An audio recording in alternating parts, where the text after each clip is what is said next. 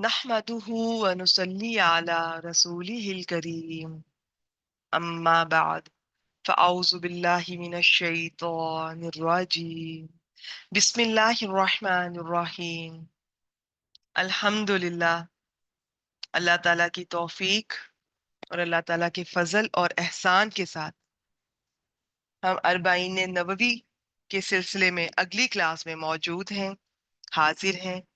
آج انشاءاللہ تعالیٰ بإذن اللہ ہم حدیث نمبر 24 کا دوسرا حصہ، اگلا حصہ دیکھیں گے۔ دیکھیں ایک طویل حدیث ہے، اس کو ہم کتنے حصوں میں کر پاتے ہیں؟ اندازہ تو یہی ہے کہ 3 حصوں میں کر لیتے ہیں، لیکن آگے دیکھتے ہیں۔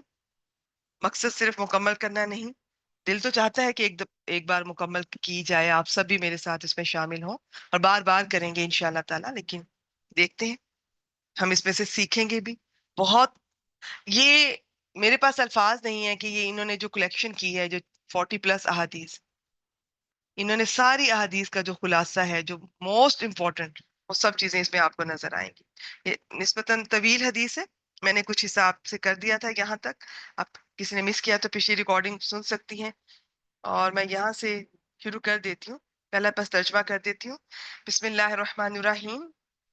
اس میں حضرت ابو ذر رضی اللہ تعالیٰ عنہ سے مروی ہے کہ نبی اکرم صلی اللہ علیہ وآلہ وسلم اللہ تعالیٰ سے روایت کرتے ہیں، یہ حدیث قدسی ہے، اللہ تعالیٰ سے روایت کرتے ہوئے بیان کرتے ہیں کہ اللہ نے فرمایا، اے میرے بندو، میں نے ظلم کو اپنے اوپر حرام کر لیا ہے اور اسے تمہارے درمیان بھی حرام قرار دیا ہے، بس ایک دوسرے پر ظلم نہ کرو۔ تو اسے آگے دیکھتے ہیں، اور اس ظلم میں نے مختصر یہ بتایا تھا کہ دنیا میں ہر چیز کا ایک حق ہوتا ہے، کوئی بھی چیز ہے۔ آپ اللہ تعالیٰ سے شروع کر کے نیچے آتے جائیں، آپ قرآن مجید، نبی اکرم صلی اللہ علیہ وسلم، جتنے آپ کے سامنے انسان آ رہے ہیں، کوئی کتاب آ رہی ہے، کوئی جاندار چیز ہے، بے جان چیز ہے، انسان ہے، جانور ہے، آپ اپنے گھر میں دیکھ لیں، ہر چیز کا ایک حق ہوتا ہے، اس میں بہت کچھ ہے، ایک حق نہیں، بہت سے حقوق ہوتے ہیں، ان کو دیکھیے، پہچانیے، تو انشاءاللہ تعالیٰ کبھی آپ سے آپ اگر یہ نیت کرتی ہیں اور دعا کرتی ہیں تو آپ سے حق تلفی نہیں ہوگی۔ تو یہ اب آپ نے پہچاننا ہے، اس کے لیے علم کی ضرورت ہے کہ ہمیں پتا ہو کہ ان کے حقوق ہیں کیا۔ اور ظلم وہی ہے کہ کسی کو اس کا حق نہ دینا، کسی چیز کو اس کی صحیح اصل جگہ پہ نہ رکھنا، غلط مقام پہ رکھ دینا۔ آج ہم دیکھتے ہیں بسم اللہ الرحمن الرحیم۔ یا عبادی، اے میرے بندو، کلکم دالون، تم سب گمراہ ہو، الا من ہدیتہ، مگر جسے میں ہدایت دوں، فاستہدونی، بس مجھ سے ہدایت طلب کرو، اہدکم، میں تمہیں ہدایت دوں گا۔ اب اس گمراہی میں یقیناً اصل ہدایت یہ ہے کہ انسان حق کو پہچانے، اللہ تعالیٰ کو پہچانے۔ تو اس میں 2 باتیں ہوں گی ہدایت میں، ایک تو علم بھی آنا اور پھر عمل بھی۔ صرف علم حاصل کر لوں اور میں کہوں مجھے یہ ہدایت مل گئی، یہ بھی مناسب نہیں ہے، یہ بھی ادھورا ہے، غلط ہے۔ اور صرف میں عمل اپنے طور پہ کچھ بھی کر رہی ہوں اور علم کا مجھے نہیں ہے، تو یہ بھی صحیح نہیں ہے۔ تو دونوں چیزیں شامل ہوں گی تو ہدایت۔ پھر قرآن مجید سے ہمیں پتہ چلتا ہے کہ بے شک ہدایت تو الہدا، وہی ہے اللہ کی ہدایت، جو ہے وہی اصل ہدایت ہے۔ بے شک اللہ کی ہدایت ہی الہدا، اصل ہدایت ہے۔ تو اسے میں کسی چیز کو ہدایت نہیں کہہ سکتی، آپ نہیں کہہ سکتے، قرآن اور سنت سے جو ہمارے تک پہنچا ہے وہی ہدایت ہے۔ اور جسے چاہیے اللہ تعالیٰ سے مانگیے، اور ایک دفعہ مانگنے کے بعد اگر ہمیں لگتا بھی ہے کہ جی ہم بدل رہے ہیں، تبدیلی آ رہی ہے، تو مل گئی ہدایت؟ نہیں، ہدایت ایسی چیز نہیں ہے کہ میں لیبل لگا دوں جی مل گئی بس اب تو مزے، اور اب اسی طرح میں مروں گی، اسی طرح اٹھوں گی۔ نہیں، مجھے نہ صرف دین بلکہ دنیا کے ہر معاملے میں مجھے قدم قدم پہ ہدایت چاہیے۔ دین کے معاملے میں الگ سے چاہیے، دنیا کے معاملے میں بعض دفعہ میں فیصلہ نہیں کر پاتی ہوں، بعض دفعہ میں کنفیوز ہو رہی ہوتی ہوں، بعض دفعہ کوئی سٹیپ لینا ہے یا کوئی کام کرنا ہے، کیا کروں کیا، دنیا کے معاملے میں بھی قدم قدم پر کہ کوئی بھی آپ احتیاط کرتی ہیں غلطی نہ ہو جائے، میں صحیح کر پاؤں، اللہ کرے، کوئی ایونٹ ہے، کوئی کام ہے، کوئی معاملہ ہے، تو دین اور دنیا میں قدم قدم پر آپ کو اور مجھے ہدایت چاہیے۔ اس کے لیے سورۃ الفاتحہ بہترین دعا ہے، اس میں جو ہم ہر نماز میں کم از کم 5 بار ضرور، 5 نمازوں میں، آگے آپ خود گن سکتی ہیں، کم از کم اتنی بار تو ضرور ہم اللہ سے پکارتے ہیں، اللہ کو پکارتے ہیں اور اللہ تعالیٰ سے مانگتے ہیں۔ تو یہ اللہ سے ہی مانگنی ہے، کسی کے پاس نہیں جانا جی مجھے ہدایت دے دیں۔ اور تو اللہ تعالیٰ آگے سے فرماتے ہیں، ہمیں پتہ چلتا ہے، وہ کہتے ہیں میں دوں گا.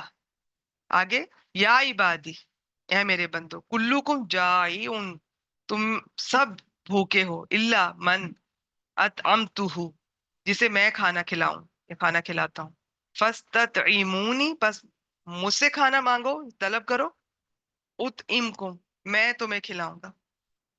تو یہ سب نعمتیں ذہن میں رکھیے اللہ کی طرف سے ہے.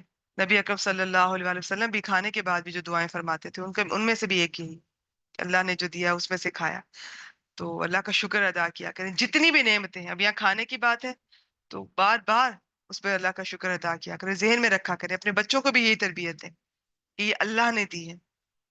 انہیں یہ لگتا ہے کہ شاید ہمارے پیرنٹس وہ ارن کر رہے ہیں یا یہ ہماری محنت ہے، ہم کما رہے ہیں.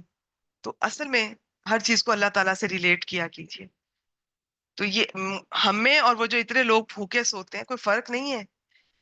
میں آپ کو بتا دوں، کبھی اس خوش فہمی میں نہ رہیں کہ مجھے اگر اللہ نے کچھ دیا ہے تو میں اللہ کی کوئی خاص ہوں، مجھ میں کچھ دیکھا تو اللہ نے مجھے اتنا دنیاوی مال و دولت اور یہ دیا وہ دیا. نہیں، ایسا کچھ نہیں ہے. ٹھیک ہے، اور ایسا کبھی بھی نہ سوچیے گا. نبی اکرم صلی اللہ علیہ وسلم کے پاس یہ سب چیزیں نہیں تھی تو کیا ہم ایسا سوچ سکتے ہیں کہ ہم پر اللہ تعالیٰ اتنے مہربان ہیں؟ ان سے بڑھ کر کسی پہ مہربان تھے؟ تو ان چیزوں کو اس طرح نہیں لینا. بالکل ان کے لیے کوشش بھی کریں، خواہش بھی کریں، دعا بھی کریں حلال کمانے کی، کھانے کی. اور اس کی خواہش بری نہیں ہے، لیکن جائز حدوں میں. ہر وہ چیز جو کہ پھر آپ کا وقت اور انرجی ضائع کرے، آپ کو اصل مقصد سے، زندگی کے اصل مقصد سے دور کر دے، آپ کو دین سے غافل کر دے، آخرت سے غافل کر دے، وہ سوچنے کا مقام ہوگا آپ کے لیے کہ کیا میں یہ صحیح کر رہی ہوں. بس اتنی سی بات ہے، میں نے آپ کی توجہ دلانی تھی. اس سے زیادہ لمبی بات نہیں ہو سکتی. آگے دیکھتے ہیں. آگے کیا، یا عبادی، اے میرے بندو، کلکم عارن، تم سب بے لباس ہو، الا من کسوتہ، سوائے اس کے جسے میں لباس پہناؤں. فاستکسونی، بس مجھ سے لباس مانگو، طلب کرو. اکسوکم، میں تمہیں لباس پہناؤں گا. یہ بھی ذہن میں رکھیں. اور یہ ہمیں سکھایا جا رہا ہے. آپ کو گھر میں کچھ چاہیے، آپ اللہ تعالیٰ سے مانگیں. اپنے بچوں کو بھی مانگنا سکھائیے. کہ ہمیں یہ لگتا ہے بڑی بڑی جو باتیں ہیں وہ بس اللہ سے مانگنی ہے، بلکہ بعض لوگ وہ بھی نہیں مانگتے ہیں.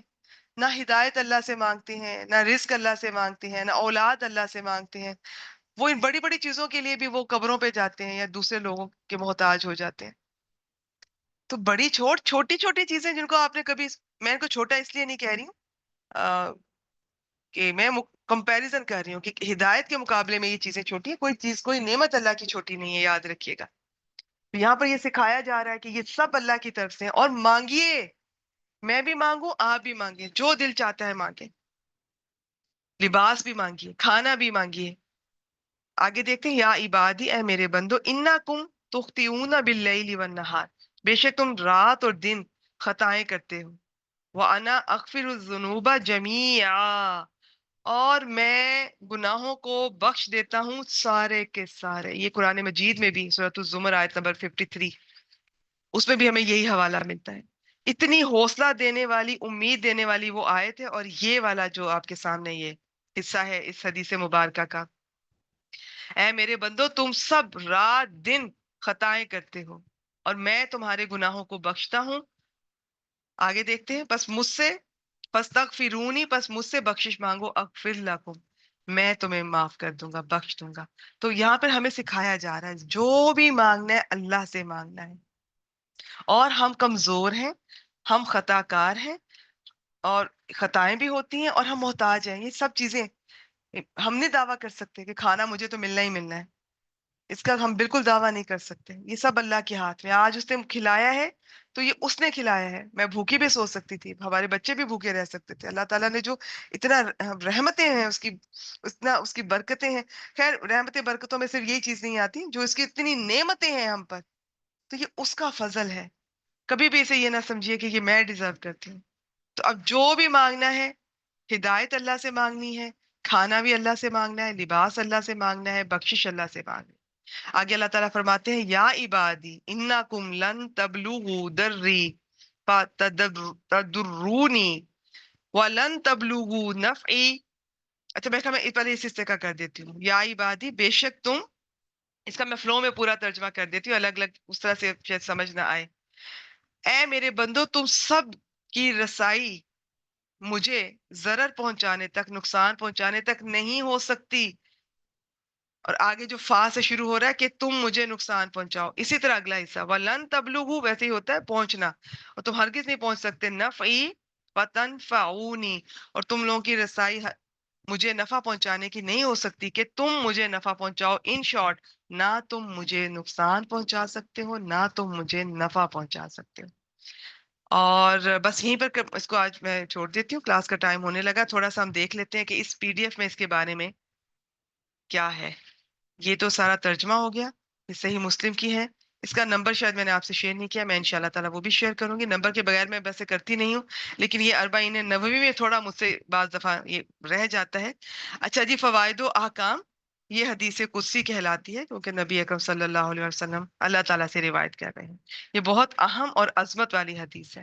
اللہ تعالیٰ نے اپنے نفس پر ظلم کو حرام کر لیا کیونکہ وہ مکمل عدل و انصاف والے ہیں، اس کے عدل میں کوئی کمی نہیں ہے. یہ ہم نے لاسٹ ٹائم بھی دیکھا تھا. قرآن مجید میں اللہ تعالیٰ فرماتے ہیں، سورۃ النساء آیت نمبر 40، بے شک اللہ تعالیٰ ایک ذرہ برابر بھی ظلم نہیں کرتا. سورۃ طٰہٰ اس کا ترجمہ آیت نمبر 112، اور جو نیک اعمال کریں اور ایماندار بھی ہو تو نہ اسے بے انصافی کا کھٹکا ہوگا نہ حق تلفی کا. اللہ تعالیٰ نہیں کرتے. اللہ تعالیٰ نے قدرت کے باوجود بندوں پر، اور یہ لفظ کو نوٹ فرمائیے گا، قدرت کے باوجود، میں اگر کسی پہ ظلم نہیں کر رہی ہوں، ہو سکتا ہے میں کر سکتی نہیں ہوں، اختیار ہی نہیں ہے، میں کمزور ہوں. اصل بات یہ ہے اللہ تعالیٰ کی شان رحیمی کہ وہ قدرت بھی رکھتے ہیں، اس کے باوجود وہ یہ نہیں کرتے. انہوں نے اپنے اوپر حرام کر لیا ہے. کیا خوشی نہیں ہوتی ہے سن کر؟ اللہ تعالیٰ سے اور محبت نہیں پیدا ہوتی دل میں؟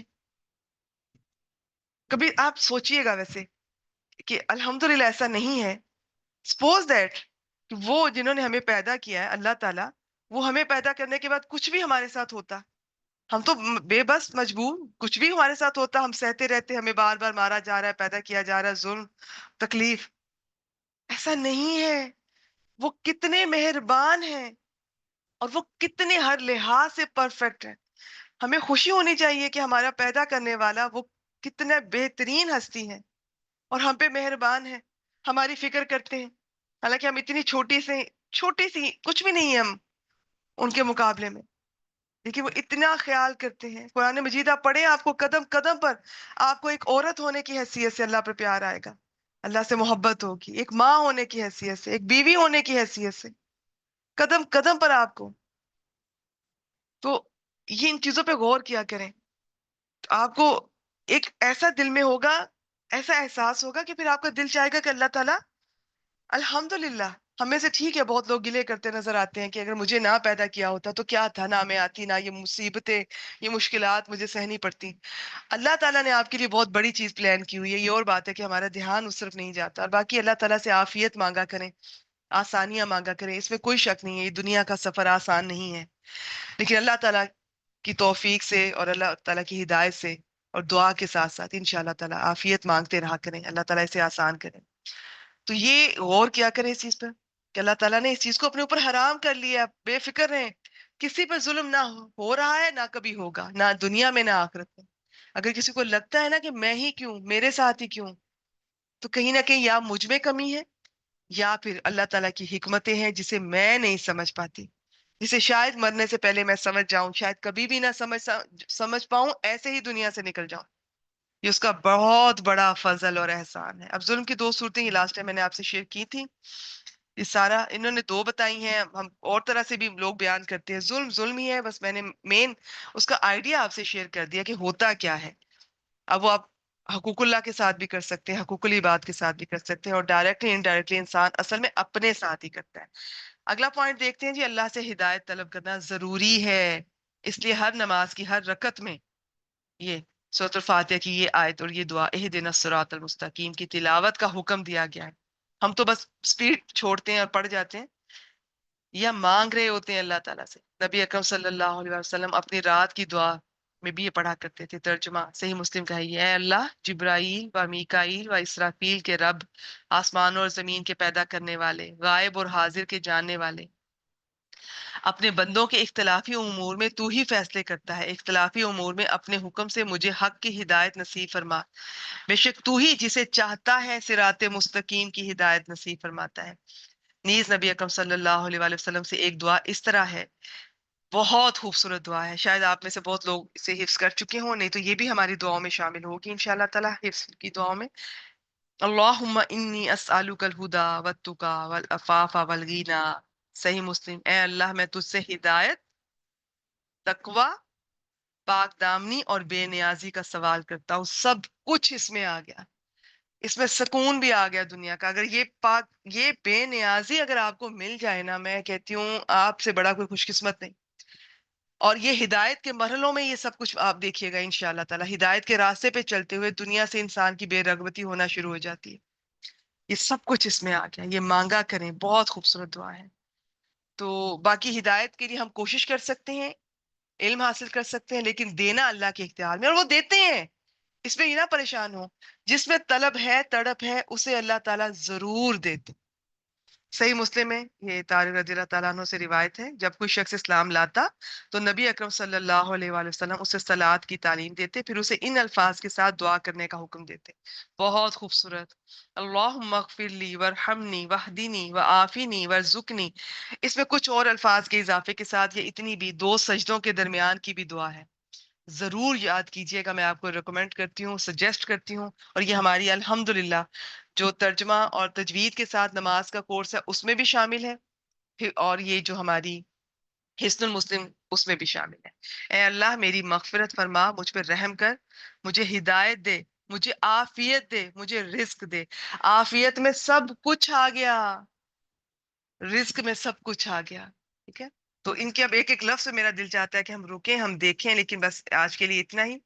اور ہاں یہ دیکھ لیتے ہیں آگے اس میں جو ہم نے پڑھا، یہ حدیث اس بات کی دلیل ہے کہ بندہ اپنے دین و دنیا کی تمام ضرورتوں کا سوال صرف اللہ سے ہی کرے۔ جیسے بندہ اللہ سے ہدایت کا سوال کرتا ہے، مغفرت کا کرتا ہے، ویسے ہی کھانے پینے پہننے کی چیزیں اور بھی سب کچھ اللہ سے مانگے۔ ایک اور حدیث میں ہے، تم میں سے ہر کوئی اپنی ضرورت، ہر ضرورت اپنے رب ہی سے مانگے، حتیٰ کہ جوتے کا تسمہ ٹوٹ جانے پر بھی وہ اسی سے مانگے۔ اللہ تعالیٰ رازق ہے، اللہ تعالیٰ رزاق ہے، رزاق میں اور زیادہ مبالغہ ہے، اسی کے ہاتھ میں رزق کے خزانے اور اس کی کنجیاں ہیں۔ سورۃ العنکبوت آیت نمبر 17، تم اللہ ہی سے روزیاں طلب کرو اور اسی کی عبادت کرو۔